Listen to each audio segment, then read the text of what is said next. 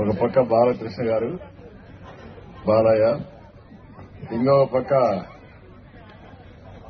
Equally powerful భూ. ఇద్దరి మధ్యలో నేను నలిగిపోతున్నా. ఇప్పుడు వీళ్ళిద్దరి మధ్యలో ఉంటే చాలా ప్రమాదం. ఈ రోజు మీరు చూస్తే ఇక్కడంతా నాకేమీ తెలియదు, అయితే మీరు నమ్మరు. ఒకటే కండిషన్, నేనేం చేస్తానో మీకు ఎవరికి చెప్పను.